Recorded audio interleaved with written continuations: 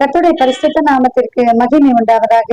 இந்த நாளிலே ஆண்டவராகிய கர்த்தர் நமக்கு கொடுக்கிறதான வசனம் 2ஆம் சங்கீதம் 12ஆம் வசனம்.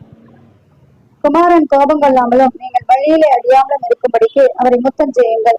கொஞ்ச காலத்திலே அவருடைய கோபம் பற்றி எரியும். அவரை அண்டிக் கொள்கிற யாவரும் பாக்கியவான்களாமே. பிரியமானவர்களே, ஆண்டவராகிய கர்த்தர் சீக்கிரமாக வரப்போகிறார். நம்முடைய பாடுகளிலே, உபத்திரவங்களிலே, கஷ்டங்களிலே, வேதனைகளிலே இருந்தெல்லாம் விடுதலை கொடுப்பதற்காக இயேசு கிறிஸ்து சீக்கிரமாக வந்து நம்மை அழைத்து செல்ல போகிறார். அவர் வரும்பொழுது நாம் ஆயத்தமாக வேண்டும். அவரை அண்டிக் கொள்கிற யாவரும் பாக்கியவான்கள். ஏசப்பாவை நீங்க அண்டிக் கொண்டிருக்கீங்களா? ஏசப்பாவோட நாமத்தை சொல்றீங்களா? ஏசு எனக்கு சுகம் தருவார் என்று சொல்லி அவரையே சார்ந்திருக்கீங்களா?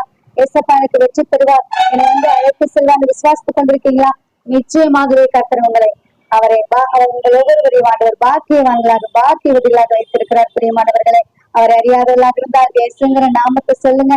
ஆண்டவர் உங்களை பாக்கியவான்களாய் பாக்கியவதிகளாய் மாற்றுவார். பிரியமானவர்களை, நாள் முழுவதும் ஆண்டவராகிய கர்த்தர் நம்மை ஆசீர்வதித்து நடத்துவாராக. ஆமென்.